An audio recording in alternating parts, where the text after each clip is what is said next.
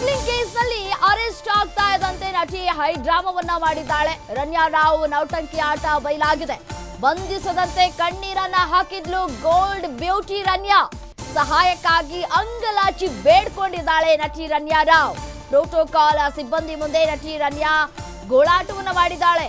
ನಾನ್ ತಗ್ಲಾಕೊಂಡೆ, ನನ್ನಿಂದ ನನ್ನ ಡ್ಯಾಡಿಗೂ ಕೂಡ ತೊಂದರೆ ಆಗುತ್ತೆ. DRI ಅಧಿಕಾರಿಗಳಿಂದ ಹೇಗಾದ್ರೂ ನನ್ನನ್ನ ಕಾಪಾಡು. ನನ್ನ ಡ್ಯಾಡಿ ಅಂಕಲ್ಗೆ ಕಾಲ್ ಮಾಡಿ ವಿಷಯವನ್ನ ತಿಳಿಸುವಂತೆ ಬಸವರಾಜ್ಗೆ ನಟಿ ರನ್ಯಾ ರಾವ್ ಹೇಳಿದ್ದಾಳೆ. ಸಿಕ್ಕಾಕೊಂಡಂತಹ ಸಂದರ್ಭದಲ್ಲಿ ನಟಿ ಗೋಳಾಟವನ್ನ ಮಾಡಿದ್ದಾಳೆ. ಸಿಕ್ಕಾಕೊಳ್ತೀವಿ ಒಂದಲ್ಲ ಒಂದು ದಿನ ಅನ್ನುವಂತಹ ವಿಚಾರ ಅವರಿಗೂ ಕೂಡ ಗೊತ್ತಿರುತ್ತೆ. ಒಂದ್ ಕಡೆ ಪೋಸ್ಟ್ ಮ್ಯಾನ್ ರೀತಿಯಾಗಿ ಕೆಲಸವನ್ನ ಮಾಡಿದ್ದಾಳೆ ನಟಿ ರನ್ಯಾ ರಾವ್.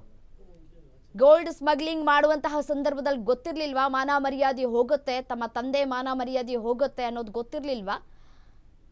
ಮಾಡಬೇಕು ಅಂದಾಗ ಎಲ್ಲವೂ ಕೂಡ ಚೆನ್ನಾಗಿ ಇರುತ್ತೆ. ಎಲ್ಲ ಸಿಕ್ಕಾಕೊಂಡಂತಹ ಸಂದರ್ಭದಲ್ಲಿ ಇವ್ರು ನೆನಪಾಗ್ತಾರೆ, ತಗ್ಲಾಕೊಂಡ್ಬಿಟ್ಟಿದ್ದೀನಿ ಅನ್ನೋದು ಗೊತ್ತಾಗತ್ತೆ.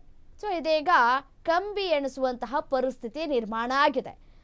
ಒಂದ್ ಕಡೆ ಬೇಲ್ ಅರ್ಜಿಯನ್ನ ಕೂಡ ಸಲ್ಲಿಕೆ ಮಾಡಿದ್ರು, ಅದು ಕೂಡ ಮುಂದೂಡಿಕೆ ಆಗಿದೆ. ಸೊ ಇರುವಂತಹ ಭರವಸೆಗಳೆಲ್ಲವೂ ಕೂಡ ನೀರು ಪಾಲಾಗಿದೆ. ಮತ್ತಷ್ಟು ವಿಚಾರಣೆಯನ್ನ ಎದುರಿಸಬೇಕಾದಂತಹ ಪರಿಸ್ಥಿತಿಗಳು ಕೂಡ ನಿರ್ಮಾಣ ಆಗ್ತಾ ಇದೆ. ರಾಜಕೀಯ ನಂಟು ಇದೆ, ಒಂದ್ ಕಡೆ ಖಾಕಿ ನಂಟು ಕೂಡ ಇದೆ, ಖಾವಿ ನಂಟು ಕೂಡ ಇದೆ. ಎಲ್ಲಿಂದ ಎಲ್ಲಿಗೆ ಹೋಗ್ತಾ ಇದೆ ಈ ಕೇಸ್? ದುಬೈನಲ್ಲಿ ಯಾರ ಸಂಪರ್ಕದಲ್ಲಿದ್ರು, ಅಲ್ಲಿಂದ ಹೇಗೆ ಈಕೆ ಗೋಲ್ಡ್ ಸ್ಮಗ್ಲಿಂಗ್ ಮಾಡ್ತಾ ಇದ್ರು, ಇಲ್ಲಿ ತೆಗೆದುಕೊಂಡು ಬಂದು ಯಾರಿಗೆ ಕೊಡ್ತಾ ಇದ್ರು, ಯಾರ ಆಟೋ ಚಾಲಕ, ಯಾರ್ದು ಆ ಆಟೋ? ಬೆಂಗಳೂರಿಗೆ ಬರ್ತಾ ಇದ್ದಂತೆಯೇ ಅಲ್ಲಿಂದ ಏರ್ಪೋರ್ಟಿಂದ ಸ್ವಲ್ಪ ದೂರ ಬರ್ತಾ ಇದ್ದಂತೆಯೇ ಒಂದು ಆಟೋ ನಿಂತಿರ್ತಿತ್ತಂತೆ. ಆ ಆಟೋದಲ್ಲಿ ಆ ಒಂದು ಗೋಲ್ಡ್ ಸ್ಮಗ್ಲಿಂಗ್ ಏನು ಗೋಲ್ಡ್ ಬಿಸ್ಕೆಟ್ಸ್ ಏನು ತೆಗೆದುಕೊಂಡು ಬಂದಿರ್ತಾರೋ ಅದನ್ನ ಆಟೋ ಡ್ರೈವರ್ಗೆ ಕೊಟ್ಟು ಕಳುಹಿಸ್ಕೊಡ್ತಾ ಇದ್ರಂತೆ. ಅದಾದ ನಂತರ ಆಕೆಗೆ ಕಮಿಷನ್ ಸಿಗ್ತಾ ಇತ್ತಂತೆ. ಸೊ ಇದೆಲ್ಲವೂ ಕೂಡ ಒಂದು ಕಡೆ ತನಿಖೆ ಸಂದರ್ಭದಲ್ಲಿ ಗೊತ್ತಾಗಿದೆ.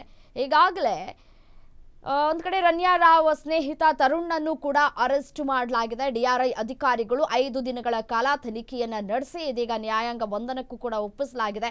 14 ದಿನಗಳ ಕಾಲ ನ್ಯಾಯಾಂಗ ಬಂಧನದಲ್ಲೂ ಕೂಡ ಇರಲಿದ್ದಾರೆ ತರುಣ್.